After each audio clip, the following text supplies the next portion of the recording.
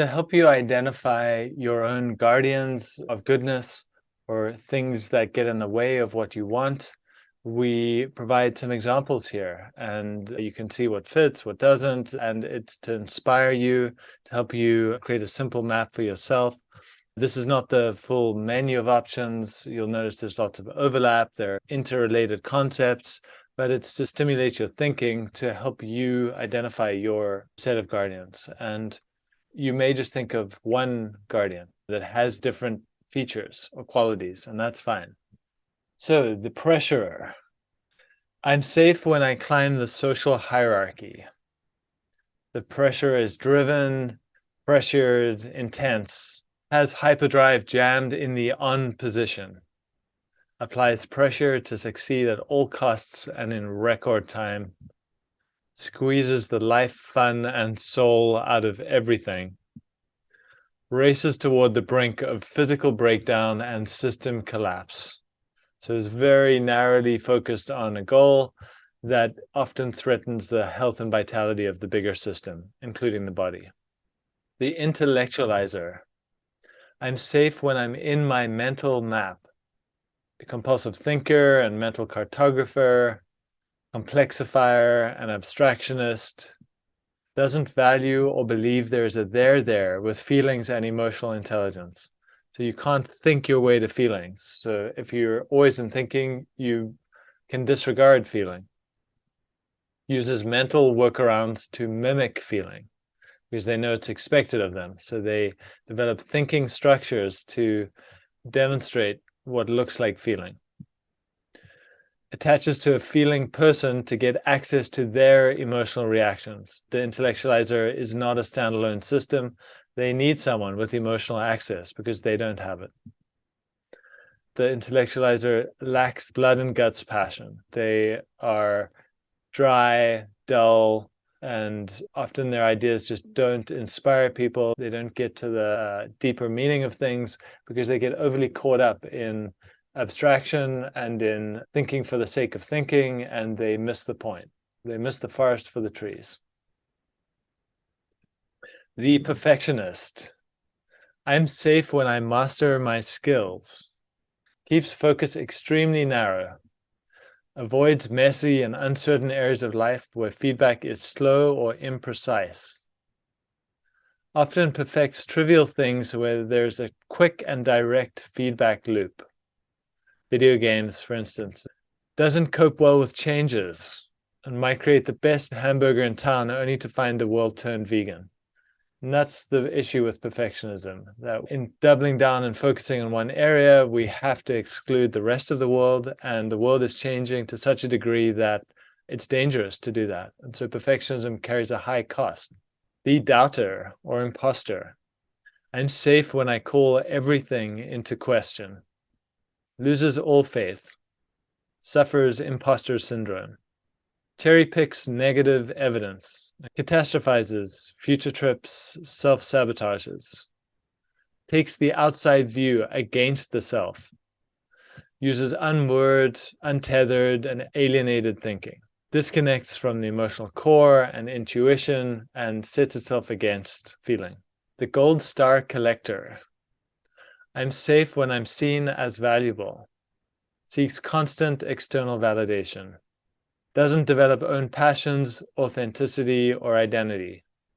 Gets caught up in the rat race and parental script. That's what the gold stars are. They're what the parents value. Believes it will be easy to exit later with all the gold stars. And it gets harder to leave as you collect more gold stars. Lives a life that looks good on the outside, but is filled with what Thoreau called quiet desperation. There's an inner torment. It looks good, but it doesn't feel good.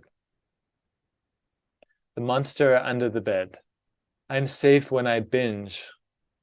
Compensating or shadow behaviors to meet primal and socially questioned needs.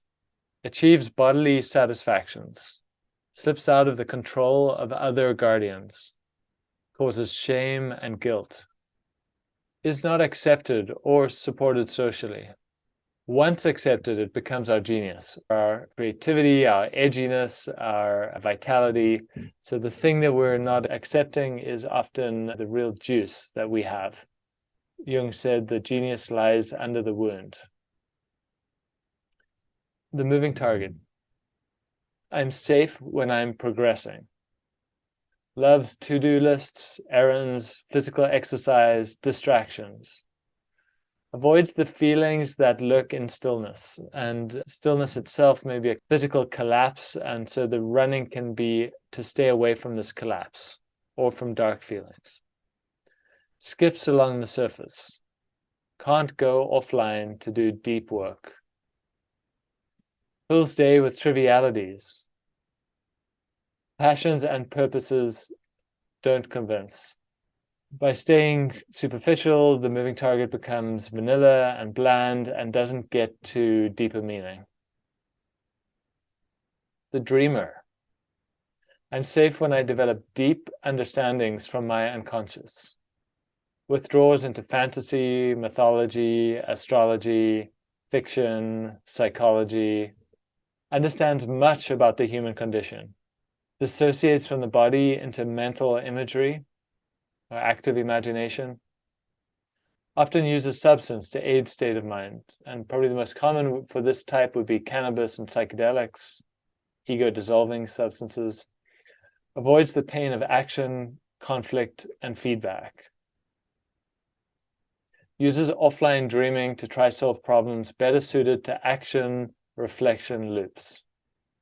The problem here is not enough feedback. So the dreamer is dreaming and dreaming and hoping that that dream will somehow eventually materialize, but it's not acting in the world and getting feedback from the world. So the dreaming becomes a little bit disconnected and less useful to the world.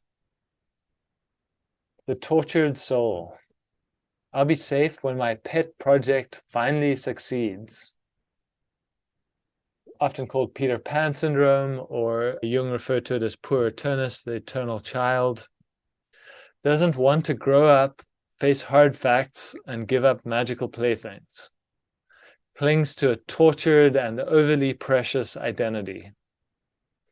Avoids painful realities, intimacy, emotional growth, and letting things go that no longer serve. Underestimates potential healing and growth. Yeah, so the tortured soul misses the blind spot that they have and wants to focus on the thing that they're already good at. The emotional jellyfish. I'm safe when I soak up the emotional waters around me. Porous boundaries, thin skin, lack of assertiveness around own needs, poor sense of self and self-worth or self-esteem. Stings when it gets too much, it doesn't have boundaries, and then finally it needs to do something, and so it has very vicious lashing out when it's reached saturation point, when there's too much emotional stimulation. Driven by relationships and emotions, so overcoupled in somatic terms. The emotions are driving action without enough thinking. And so thinking and strategy are underdeveloped. The emotions and relationships are driving behavior, and there's not enough thinking and sense of identity and sense of self to hold structure and boundaries. The people pleaser. I'm safe when people like me. Wears the mask most likely to be accepted by others. Tells people what they want to hear. There's incongruence. The inside does not match the outside. Constantly seeking feedback to readjust the mask. So the people pleasers very concerned with how they're being viewed. So they're always making sure that the mask is the right mask or adjusted properly. And so there's never a sense of settledness or of grounded authenticity. And there are things under the surface that are not spoken. Resentments, frustrations, issues. And the people pleaser is often quietly fuming, unsure of the actual identity. So not running identity experiments. And so the identity is hidden even to self. The fourth Knox.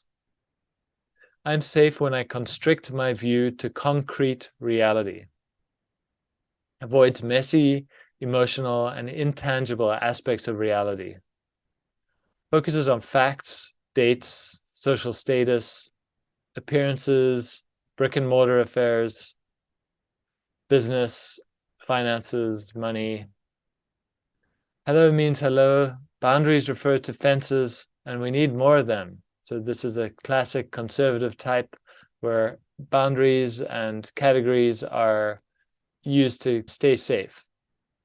And that produces a sense of overly protected, overly walled in. Values human and emotional qualities only when recognized by others, because then they become concrete reality, because they can be pinned to other people. The inner critic. I'm safe when I'm hard on myself. Attacks self before others can. Gathers most damning evidence and ignores anything positive. Continues to raise the bar so that nothing is ever good enough. So the critic is never satisfied. Turns critical and judgmental of others. The knife doesn't know what it cuts. The knife that you turn on yourself gets wielded without even realizing it on the people around you. Creates hollow success that is never celebrated, appreciated, or shared. So the critic is often very successful, although they may not be, because the critic is painful to other people, but it often will achieve success, but the success is not appreciated. It's a hollow or pyrrhic victory. The quick fix junkie. I'm safe when I get a quick fix.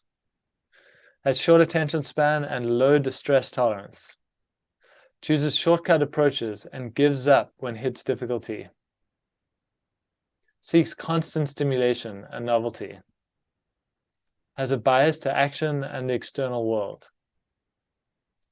Doesn't dwell on emotions or inner world or reflect.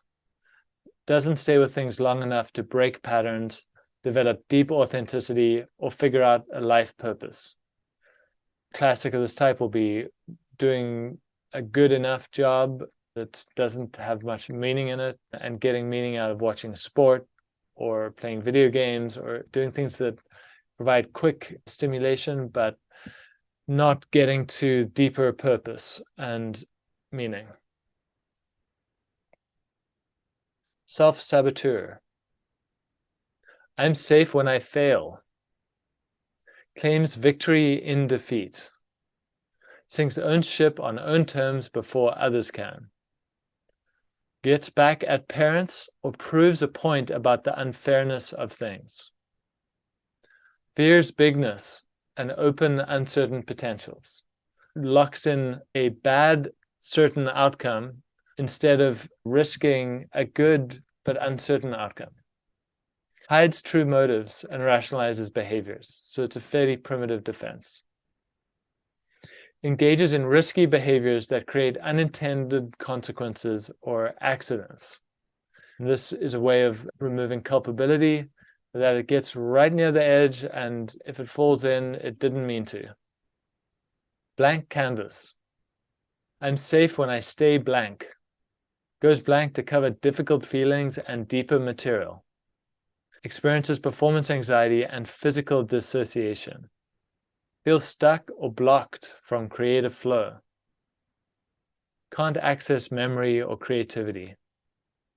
Has the fear that it will go blank at an important future moment, and that undermines the enjoyment of everything. There's always this threat in the background that it's going to go blank at a key moment, and so it's constantly trying to stay vigilant in order not to go blank, which is driving the blankness. The Sexualizer. I'm safe when I'm having sex.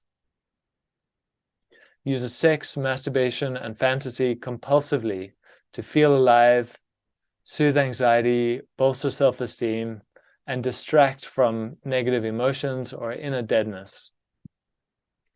Eroticizes boring or challenging elements of life to spice things up. Reenacts sexual trauma or seeks out danger in an unconscious attempt to master it. Has lopsided libido economy. Trades love and career passion for sex, choosing superficial encounters over deeper intimacy and authenticity. So it misses out on things because it's overly fixated on sexuality. And this is maybe one of the hallmarks of Western culture, that we've repressed sex so much that sex really has become everything to us. And Freud heavily documented this in his clients and in his writings. And as the inner work progresses, sexuality starts to find its right place and its right size. And it's not an exaggerated aspect of oneself. The Joker. I'm safe when I make people laugh. Uses humor compulsively and defensively to get attention, status, or power, avoid uncomfortable topics and feelings, channel anxiety into action, ridicule feared objects or authority figures, convert pain into pleasure. That's often known as gallows humor. So the Joker stays superficial and avoids emotions. We all know the person that keeps making a joke when things get deep. And in doing that, loses the range of responsiveness, and so becomes a kind of one-trick pony. Misses opportunities for deeper intimacy or understanding. So the Joker stays on a certain level and can't go any further than that. The escape artist. I'm safe when I escape my reality. Lives for physical or psychological escapes or getting close to the edge of things. Sees ordinary life as boring, dull, or dead. So there's this inner deadness, and doing extreme things is the only way to feel alive. Feeling is so tamped down that a high amount of stimulus is needed in order to feel something. Fixates on the next escape or the details of that escape. The hobby that is the escape can become a huge source of fixation. Or if it's travel, maybe it's spending an inordinate amount of time about the travel details. Identifies as an outsider with authenticity kept apart from social identity. So the escape is where the authenticity lies. Escapes undermine the bigger unfolding of identity and life structure, and authenticity expressed in the social landscape. So authenticity is hidden in these alternative realms, and it doesn't enter the main life structure. And so the main life structure is dead and devoid of energy. Observer in the tower. I'm safe when I stay an observer. This is modeled after the character in the Neverending Story who is at the southern gates and knows everything about the gates, but has never entered himself, and so lacks the actual knowledge and wants Atreyu to give him the knowledge, and Atreyu realizes he can't, that one has to actually get onto the battlefield in order to get that knowledge. The observer in the tower keeps psychological or physical distance from the battlefield or arena, needs a buffer against discomfort and uncertainty, creates identity as a documentarian who records and files experiences away from the action, struggles to take risks, have conflict, and get real-world feedback. So that's the main issue. They avoid the pain of taking risks and getting feedback, which is often a setback, often painful. And so they don't grow. They stay on the edge of things. The underinvestor. I'm safe when I grind it out. Often a compulsive caregiver. The cobbler's children have no shoes. They do a lot for other people, but they just can't do it for themselves. So looks after others, self comes last, relies on self-help and self-care on a shoestring. Struggles to value self or invest in emotional and physical supports. Ends up paying more later and missing out on growth opportunities. So it's tragic. The underinvestor advises other people to invest in themselves and watches how that pays off, but then they just somehow never get to making those investments for themselves.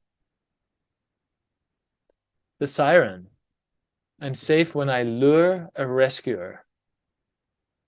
Invests heavily in attractiveness, personal charms, and performance arts. Successfully weaves a cosmic illusion. Gets away with things that others can't. So the strength becomes a vulnerability because it really does get them ahead in many ways. Struggles with intimacy beyond the siren song. So this fixation on the siren song, on the luring rescuers in, and deeper intimacy doesn't happen because the siren song is really a self-focused omnipotence or primary narcissism. It's an aspect of the self. It's not relating to the rescuer or the sailor, and deeper intimacy doesn't develop. Undervalues own capabilities and personal power beyond looks. So this over-reliance on looks, and then other capacities don't get developed or valued. And then the rescuers never measure up compared to the deeper aspects of the siren that could emerge if the siren was able to deepen and to let go of this identification. And so the rescuers can't do for the siren what the siren needs. The siren itself needs to update. The straitjacket. I'm safe when I'm small.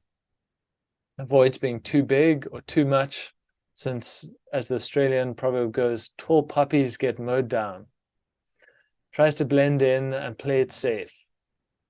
Preempts getting actual feedback as a way to right size and fit in. It expects negative feedback and it trims itself before it actually gets the feedback from the outside world. So it's self-constricting. Avoids big commitments to preserve options. Ends up vanilla and undifferentiated. Misses opportunities to realize full potential and develop personal gifts. So staying small ends up costing much more than the benefits. The schemer. I'm safe when I get one up on the universe. Creates self-interested and manipulative schemes to get status and security. Distrusts and shortcuts long-term processes. Uses rationalizations and denial to justify actions. So it really believes its own bullshit. And it lacks true conviction. So somehow there's a feeling of hollowness. There might be a good sales pitch that might convince some, but it's a little bit tinny. The schemes keep changing. There's not a deeper spiritual conviction which is coming through, and that causes self-doubt. And so the schemes are not fully believed in. Gets tunnel vision and misses wider context. Doesn't get away with the schemes in the long run, and loses the compounding benefits of trust and integrity. So it misses out on the long game, and the short game never quite gets it to where it wants, because things do take a long time, and so schemes burn out, and we need longer term conviction to get anything done. The resenter. I'm safe when I find fault in others. Projects disliked and disowned parts of self onto others. Gets caught up in protector wars with others. So protectors get polarized between people. We project things onto others and they project things onto us, and then we get locked into conflict. Fuels negative emotions, dysregulated states, and in the long term, health issues. It's not good to carry resentment. Reduces the common fund of grace. Misses opportunities for connection and cooperation and better uses of energy. So if you enjoyed that, I have another video, The Guardians of Goodness, that explains how to work with guardians.